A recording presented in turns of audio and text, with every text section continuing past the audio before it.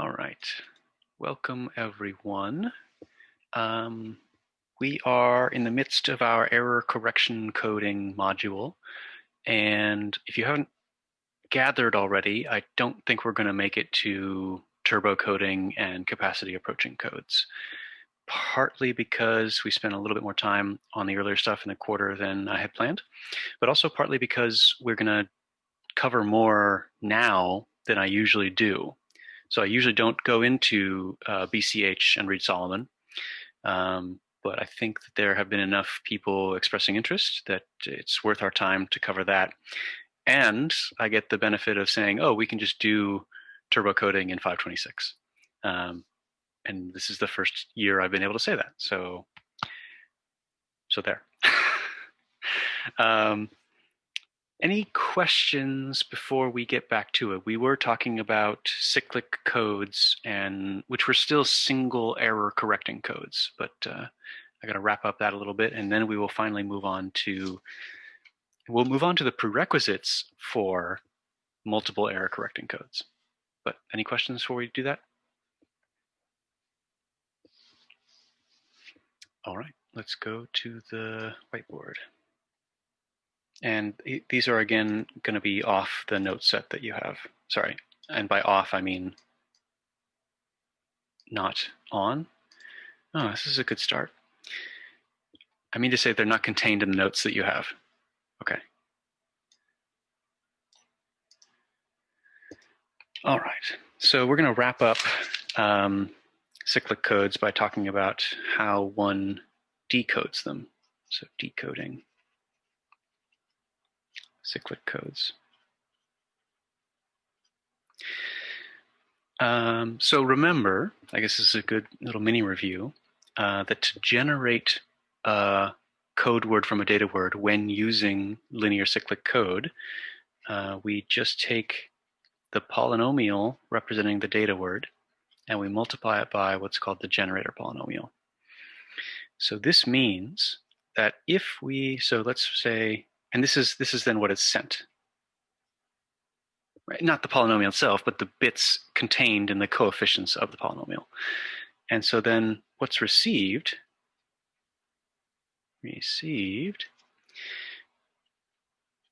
in the best case, what is sent is received. So we can think about, I don't know, if you like, maybe two cases. So case one,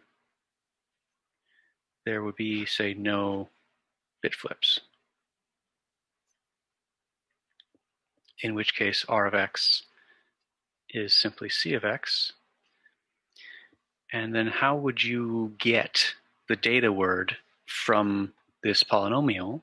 Well, if we encoded the code polynomial by multiplying, then we should decode it by dividing. I think that makes sense. So then d prime of x will be the received code word divided by the generator polynomial. Another way to think about this is that, you know, h of x is like the inverse or the reciprocal of g of x. Okay. If you want to try and map this to what we talked about for linear block codes, right? G was the generator matrix, and we called H the parity check matrix. There are some people that would call little g of x, or 1 over little g of x, the parity check polynomial. And so yeah, what we get out of here should be the data word. What we're gonna do, rather than like assume everything worked, is talk about what happens when things don't work. There might have been errors, so some errors, in which case R of x is not going to be C of x. In fact, it might not even be a valid code word at all. Right? It actually would be better if it wasn't a valid code word. So what we're going to do is define the syndrome polynomial as the remainder when I take the received polynomial and divide it by the generator.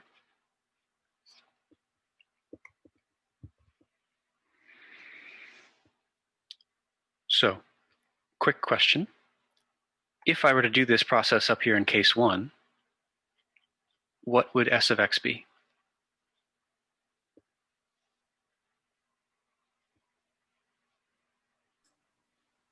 Zero. Yeah, if we're guaranteed no bit flips, then R is the same as C, and C divided by G will give you a polynomial with no remainder. So, happy face 0. So we would like there to be no remainder. If the syndrome is 0, that means that our received polynomial is a valid code word polynomial, and so we can just proceed with this division, and the quotient that we get will be the valid data word. Otherwise, we are going to be in this non-zero situation, so potentially non-zero. So you can do is you can represent the received polynomial as the true code polynomial plus an error polynomial. So think of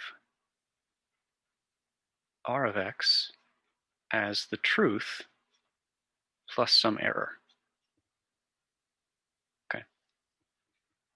This is really no different. I'm just putting of x's in front of everything, but all of this is just the same as it was a couple of days ago when these were just bit strings. In which case, then I can plug this guy up in here, and I get S of x is the remainder between C of x plus E of x. And now I don't have to do the one long division bar. I can do 2 division bars.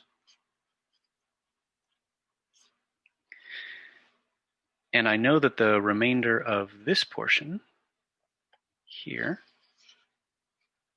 is going to have 0 remainder because it's an exact multiple, or exact factor, I should say. So then the syndrome itself is actually the remainder between the error and the generator. But remember, the syndrome is something that we can calculate, and the error is what we're trying to find. Right, so given the received polynomial that comes in R, I can give you the syndrome, and then we need to look up what syndrome corresponds to what error. So as a quick example, if, let's say we're doing our 7-4 code, if the received bit string, is 0110010, and I think this is actually trying to play off of the example from last time. So using the 7-4 cyclic code from Friday.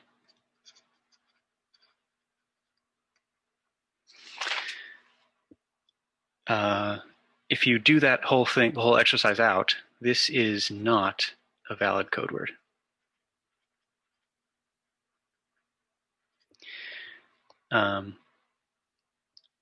But it could be a valid code word plus an error.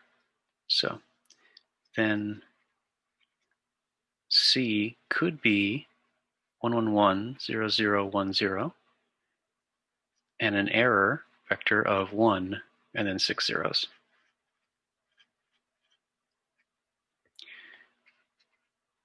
Or the code word could have been 11010000, but that would require an error string of many ones. And there are, in this table, there are 14 more possibilities.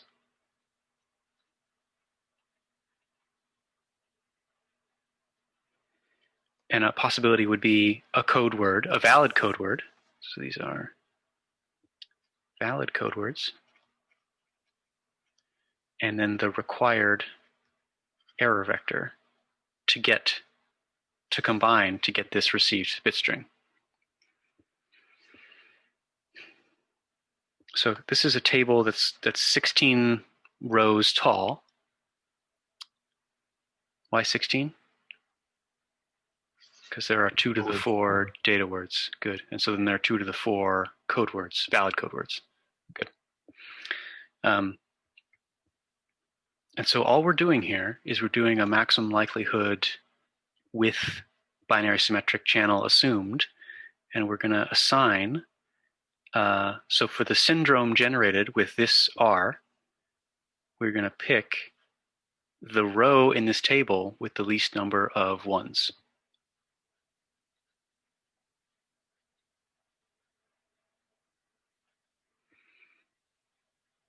Okay.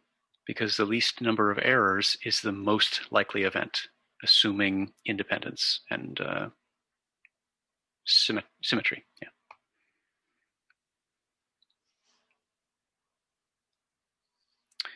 So one other nice fact here is that because the syndrome is defined as a remainder, then its degree is much less than the degree of the code word space.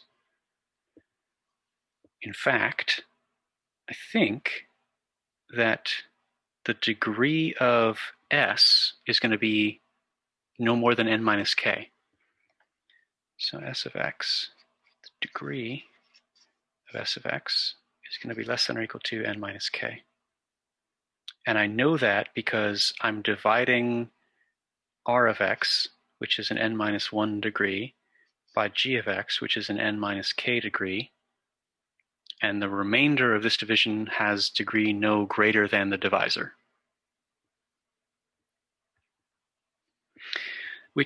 And the reason that we're looking for lower degree polynomials, so the reason why lower degree polynomials are nice, is because all of the coefficients are either zeros or ones in this case, which means that if I can cap the degree, I can cap the total number of polynomials possible. So this means that there are 2 to the n minus k possible syndromes.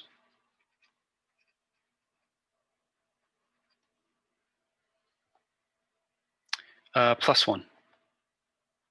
Sorry. Right, because if I have degree 1, then I have like a1 x to the 1 plus a0.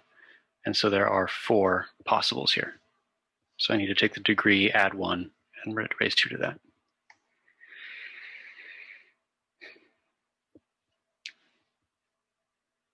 And all I'm saying is that this is less than or equal to the 2 to the n, which is the total number of, what's the size of the code word space. So it's the number of possible received bit strings. You don't need a giant lookup table that's size 2 to the n. Your lookup table only has to look up the syndromes and tell you the closest code word to those syndromes. So it's a way to save yourself. Once you find the syndrome, it's a way to save yourself some memory. All right. We're going to shift gears now, so I want to pause here for questions.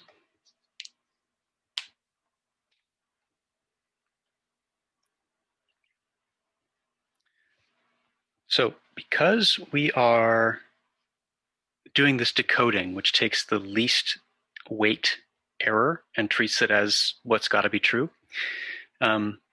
this means that we can only correct one bit flip within a code word. And that was the Achilles heel of Hamming codes, which have this wonderful property that the ratio of check bits to total bits goes down as your code word length increases, right? You need only a handful of check bits in a super long code word. So the rate that you can get with Hamming codes approaches, infinitely good, if you like. The problem, of course, is that these Hamming codes are just single error correcting codes. And so what comes along with a big long block or increasing your n to get this good code rate comes along with the possibility that for every set of n bits, the odds of multiple bit flips go up and up and up. Okay, and then your code can only, your really good rated code is only good if there's only one or fewer bit flips in that block. Otherwise, you just sent a whole bunch of bits and you're going to decode them to something wrong. Even worse than not being able to decode them, you're going to potentially map them to something wrong. So that gives us incentive to look for multiple error correcting codes. And our path to multiple error correcting codes is going to take us through a land that is going to be quite foreign to most of us. And this is the land of abstract algebra. Strap on here. Here we go. We'll take it easy first. First things first is I want to convince you that, so this is our path to, T correcting codes.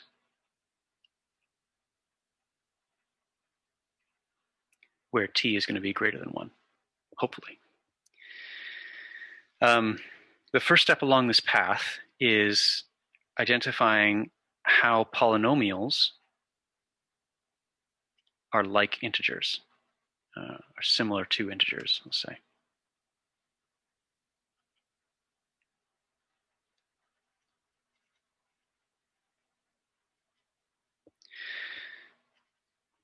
Okay, so one way that they are alike is that we can do modular arithmetic on both of these things.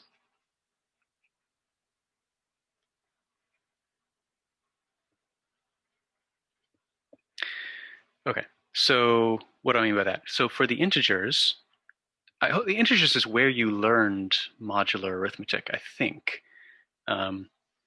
So if and the classic example of this is clock math.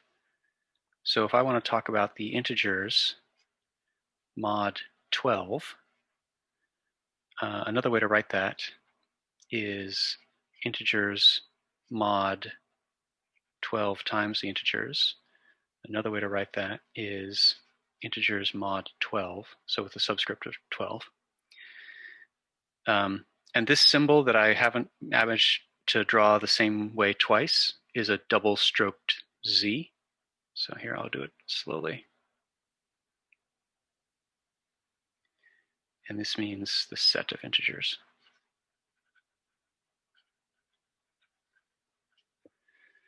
Okay. So let's talk about mod 12 integer arithmetic. So this is the idea that if it is currently 10 o'clock and I have something to do in 3 hours, then on an analog 12-hour clock face, this is going to be 13, but that's the same as 12 plus 1. And so the big idea with modular arithmetic is that the thing that you're modularizing with respect to can be treated as 0. So we say this is equivalent to 13 is equivalent to 1 mod 12. Okay, so I will try and maintain this notation that the double horizontal line means equals, which is equals is what you learned in first grade, but the triple horizontal line should mean is equivalent to, which if you don't really want to care about the difference, you don't have to, but if you're going back and you're saying, well, 13 doesn't equal 1, you're correct, but in mod 12 arithmetic, 13 is equivalent to 1. So I could see how this would be helpful if you need to keep track of what is truly equals and what is equivalent to based on our modular coefficient. Okay, so how else? Another example, if something happens 47 hours from now, well, that's, we could break it down into 24 and 23, which is 12 and 12, and 12 and 11, which is equivalent to 11. So if something happens in 47 hours from now, then the hour hand will have swept 11 spaces when it happens. It will have swept, 3 times around plus 11 spaces, but if the only thing you get to look at is the hour hand, then it would point at the 11 from where it is currently. And the other way is that we can talk about negative numbers is -1. You can write that as -12 plus 11. And so -1 is equivalent to 11. 1 hour ago means the hour hand points 11 hours after where we currently are. Okay, so that was a review on modular arithmetic with the integers. Now, the whole point of this part of the lecture is to convince you that integers and polynomials have a lot of similarities. So let's talk about modular arithmetic with polynomials. So this was one example. Another example is the set of polynomials with integer coefficients in the variable x mod, say, x to the 3 plus 1. Okay, one more time, because this notation is likely new. This is the set of polynomials with variable x and coefficients in z. Okay, so let's see here. 3x plus 18 lives in this set. 17y minus 8 does not. And root 2 x squared plus 11 does not. Okay. So to live in z of x, we need integers that are, coefficients that are integers and variables that are x's. Okay. Now, if I want to do modular arithmetic on this set, I have to specify what I'm modding with respect to. Up here it was z mod 12. Now it's this set of polynomials mod this polynomial. Okay, so how does this work? Well, again, the trick is this thing is equivalent to 0 in this new math. Right up here, this thing was equivalent to 0 in integer modular arithmetic. Same thing can be said. The thing to the right of the mod statement is equivalent to 0 in polynomial modular arithmetic. Okay, so let's work out a couple of examples here. So x to the 3 plus x squared plus 2x plus 5. That lives in z of x because it has coefficients that are integers and it has variables that are x. But if I want to treat that polynomial mod x cubed plus 1, then I need to get rid of all the x cubes plus 1s. So this is x cubed plus 1 plus x squared plus 2x plus 4. And so our rules say that this is the same as 0. So our original polynomial is equivalent to x squared plus 2x plus 4.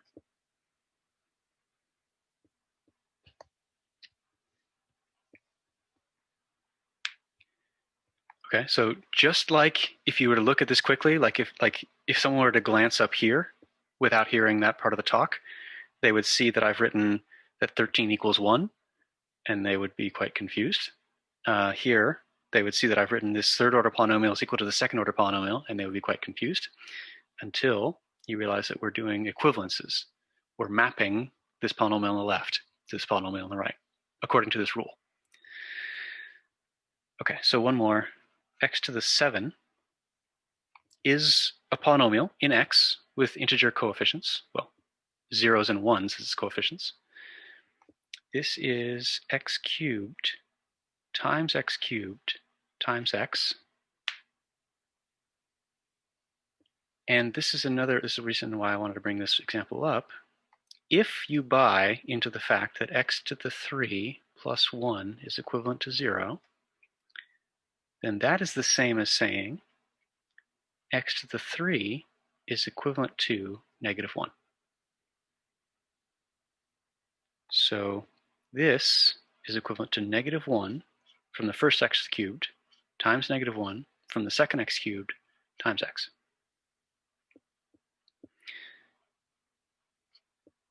So in this space, in this set of polynomials in x with integer coefficients mod x cubed plus 1, the polynomial x to the 7 is equivalent to the polynomial x. Okay, so this is like clock math, but harder.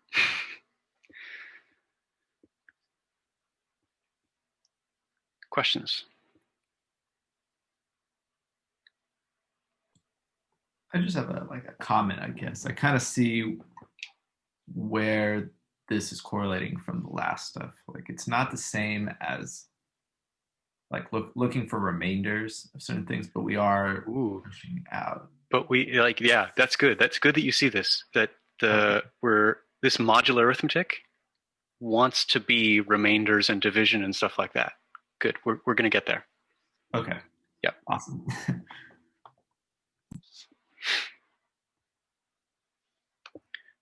Okay. So we can do modular arithmetic in the integers. We can do modular arithmetic in polynomials. There is also the notion of a prime number in the integers, and that notion of being a prime number gets mapped to the term irreducible in integers. Sorry, in polynomials.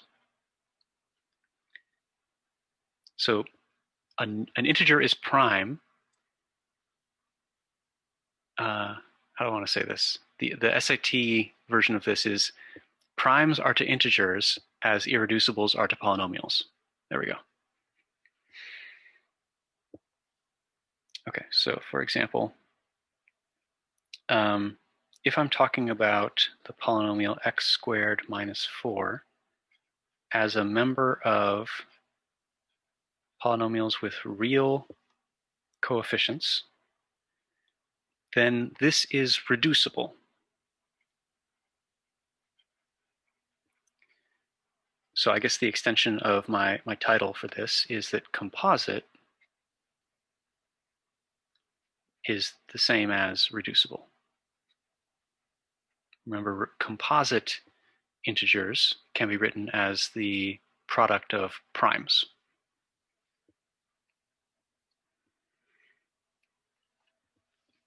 Okay, so my claim that x squared minus 4 as a member of R of x is reducible because I can write it as x plus 2, x minus 2.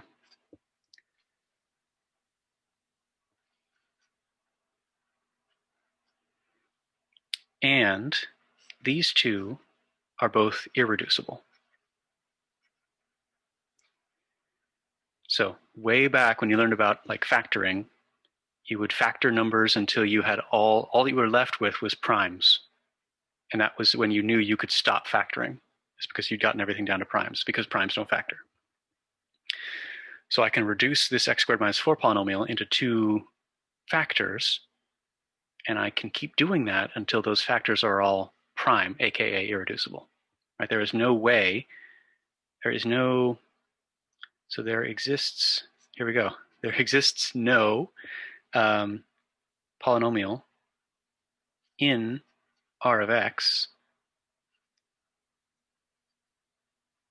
that factors either of these two, x plus or minus 2.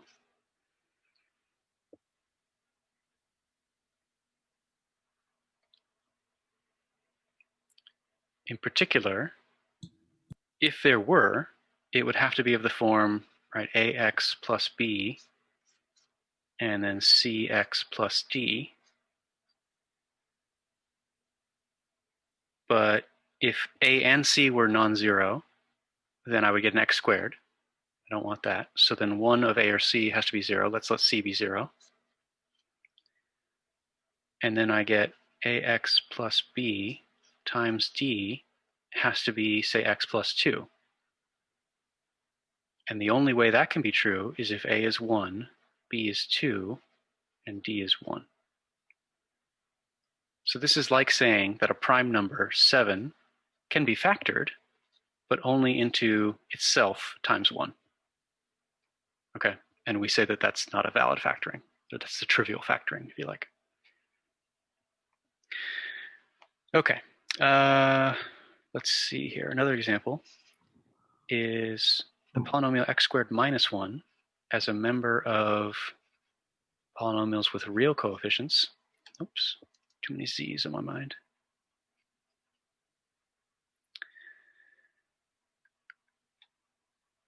This is a little tricky, so I was going to throw it out to the crowd, but I will. I'll do it. My claim is that this polynomial, as a member of this set, is irreducible.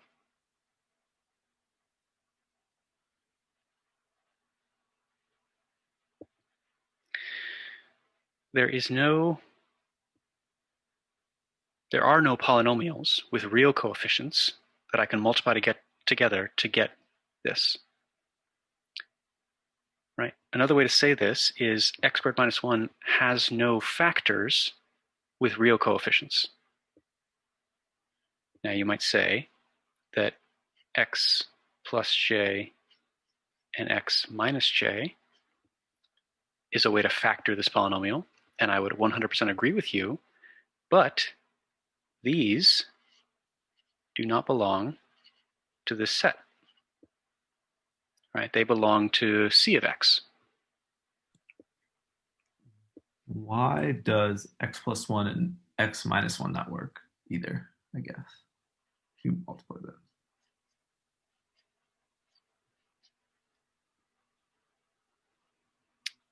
that. That's because I forgot the plus sign there.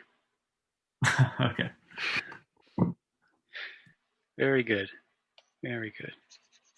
So for those of you who had your heads down, let me just erase everything. No. This is a plus sign, and that makes the statement true. So my apologies. The curveball here is that x squared plus 1 as a member of C of x actually is reducible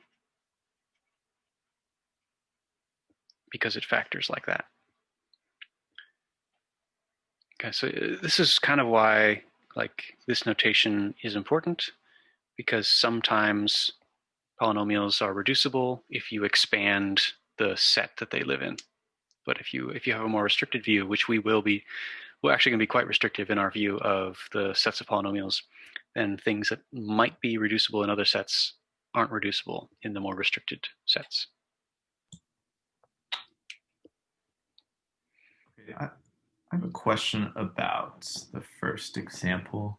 Okay. So we find that x of 4 is, or x squared minus 4, is that a composite to the x plus 2 and x minus 2 prime polynomials, I guess? Yeah, that's not the exact nomenclature, but that's the mapping. So this would be saying that 10 is the composite of the product of two primes. Okay. So the correct terminology is this polynomial is the product of these two irreducible, or is the composite of these two irreducible polynomials. Yeah. Okay.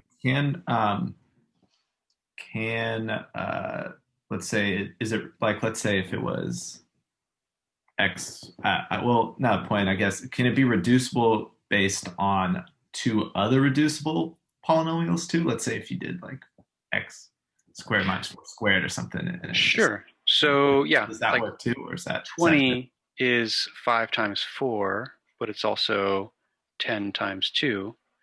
So there are more than one way to factor an integer, but there's actually only one prime factorization. Okay. So yeah, what you would have to do to get the unique prime factorization is keep going until you were left with just primes. 5 times 2 times 2. And this is unique. So the same statement can be made of polynomials, provided you go all the way down until everything you're left with is irreducible. Okay, so, we're looking, okay, that makes sense. Thank you. Good.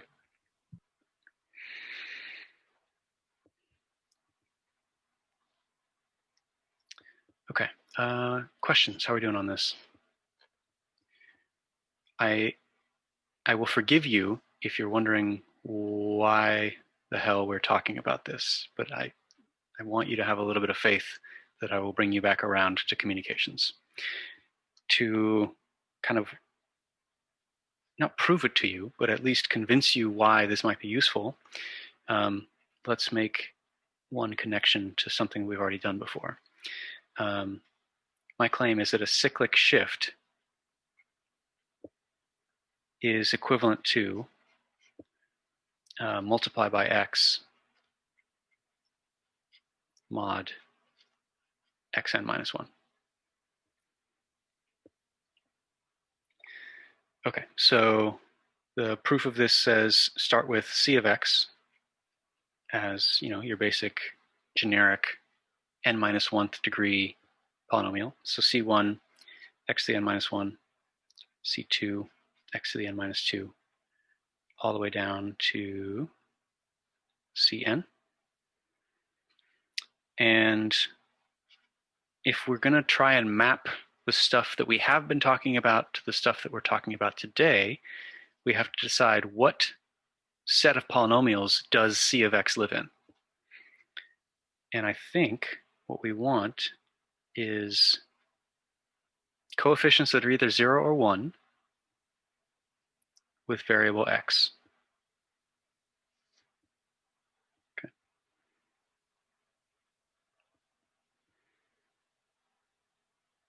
And so what I want to do is I want to say, let's take this set of polynomials and let's write it mod xn minus 1.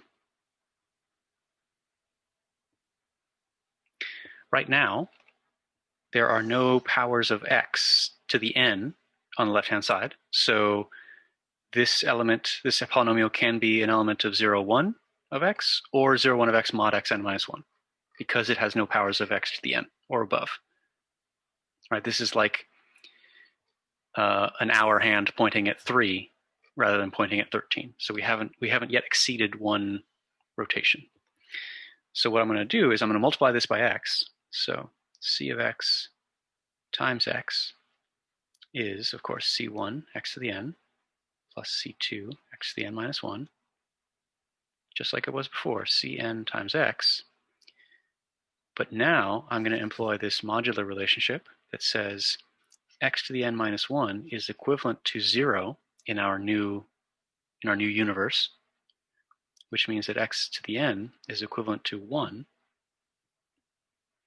which means that this term is equivalent to 1, which means that this polynomial is the same as c2 x to the n minus 1 all the way down to cnx plus c1, which is indeed a cyclic shift of our original polynomial. Okay, so this is a way to talk about cyclic shifts as modular arithmetic.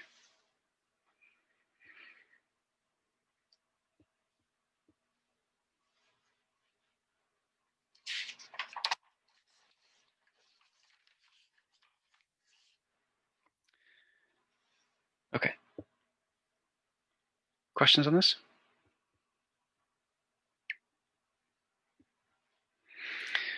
So let's, and I'm sorry about this, but we're going to go even further into abstract algebra. We're going to talk about algebraic fields.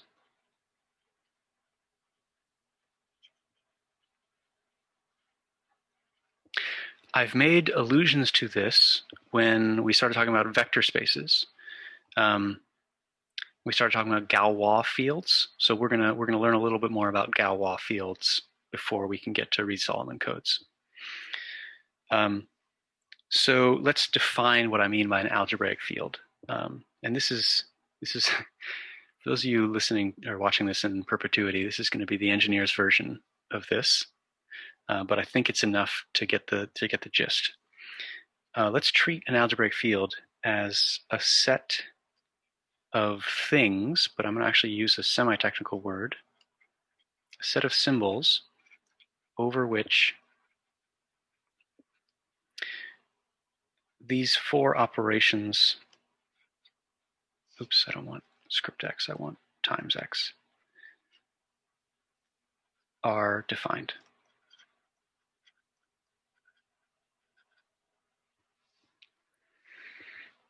So there are a number of ways to say this word. I think the most familiar way of saying it would be replace symbols by the word numbers. You can also treat it as elements if you want to think about these as vectors, but I think that's a dangerous game because you risk mixing up vector fields and number fields. But I think also just things is kind of the most colloquial way and doesn't really lose anything.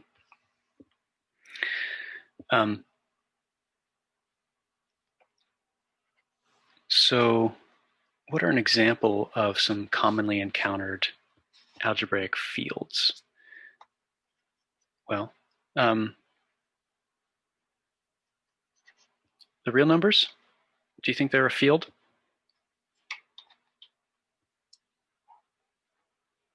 So far, we don't have a whole lot to go on. Addition is well-defined over the reals. By well-defined, I mean if I add two reals, I get another real. If I multiply two reals, I get another real. If I subtract, and subtraction is well-defined on the reals, I get another real. And division, too. Right? There's no way to divide two real numbers and not, provided you don't divide by 0. Right, so division has to be a little treated with gloves. But yeah, the reals are a field. The complexes are a field. The rationals are also a field. If I add two rational numbers, I get a rational. If I divide two rational numbers, that means that I'm dividing two things that can be written as a ratio of integers. Therefore, their ratio themselves can be written as a ratio of integers, so I get another rational. So yeah, these are all good to go. Here's the mind bender. Are the integers an algebraic field?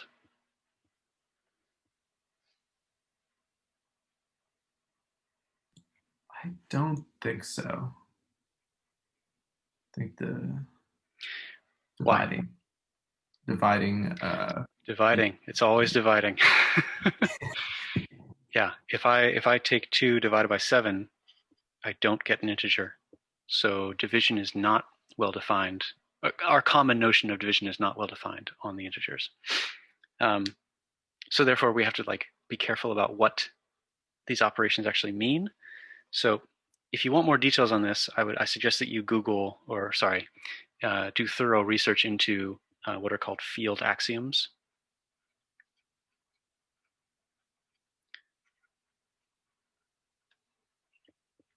But the gist, and the ones that are most important to our purpose here, is the existence of an additive inverse and the existence of a multiplicative inverse.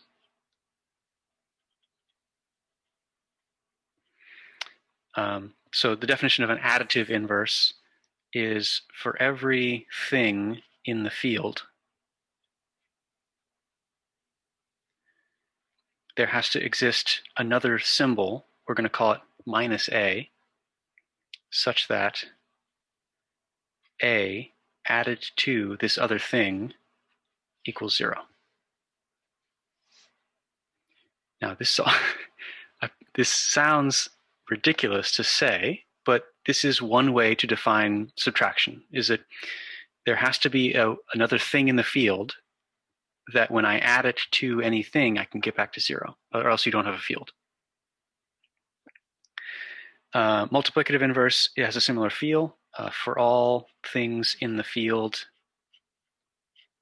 except for the 0 thing, there exists a thing who we're going to call 1 over a,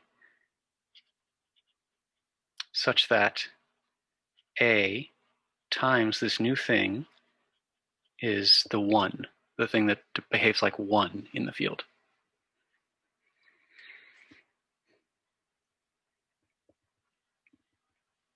Okay, so these are all examples of what are called infinite fields,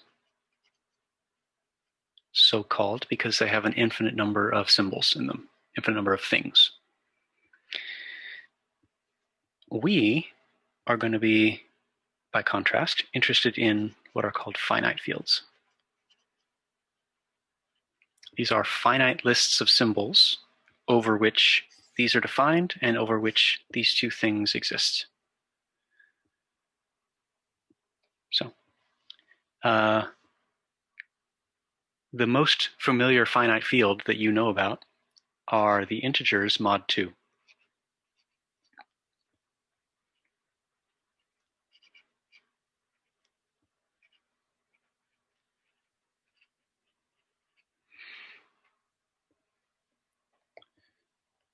So if I talk about the integers mod 2, then anything in the field, i.e. 0 or 1, if I, well, okay, I mean, we should probably work through this. What would be the multiplicative inverse of 1 in Z mod 2? 1. Yeah, exactly. So because I don't have to talk about 0, then if I can find the multiplicative inverse of everything that's not 0, i.e. just 1, what do I multiply 1 by to get 1? Just itself. There are also additive inverses for both of the elements, i.e. 0 plus 0 gets you 0, and 1 plus 1 gets you 1, because 1 plus 1 mod 2 is 0. Yeah. So the set 0, 1 with XOR as your addition notion is a finite field. So let's talk about Z mod 3.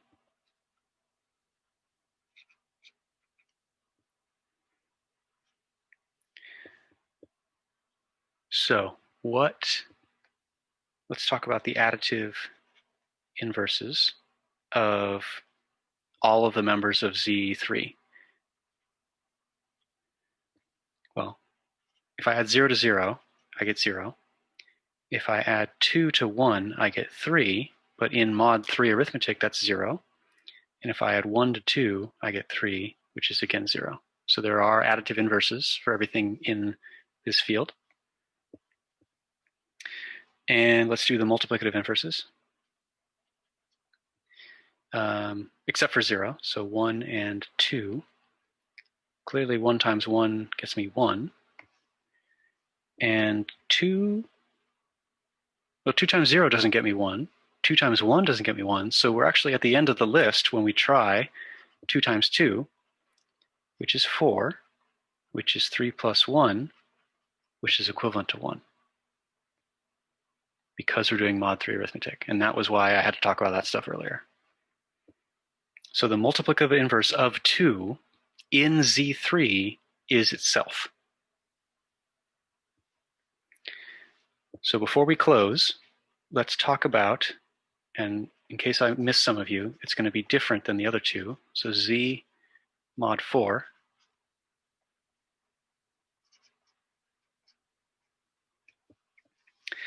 Let's talk about the multiplicative inverses of all these elements. So there are going to be 3 relevant elements because I don't need a multiplicative inverse for 0. So 1, 2, and 3. 1 times 1 gets me 1. 2, well, let's try it. 2 times 1 gets me 2, so that can't be it. 2 times 2 gets me 4, which is equivalent to 0, so that can't be it. The last option is 2 times 3, which is 6, which is 4 plus 2, which is equivalent to 2, so that can't be it. So what have we just come to? I think we've come to that this set can't be a finite field because there is an element of Z4, namely 2, for which there exists no multiplicative inverse, which means it violates this rule, which means it's not a field. not a field. More on this next time. Cool. Cliffhanger. I love it. I have a quick question. So just clarification on the definition of additive and multiplicative inverses. A does not have to be equal to each other. They just have to be just some other value in the field to equal 1 and 0. Not even other. It just has to be something in the field. Something in the field. Yeah. Oh, okay. Yeah. Okay. That makes sense. Yeah. All right, thank you. Mm-hmm. All right, that'll do it, people. Stick around if you have more questions. Otherwise, I'll see you Wednesday.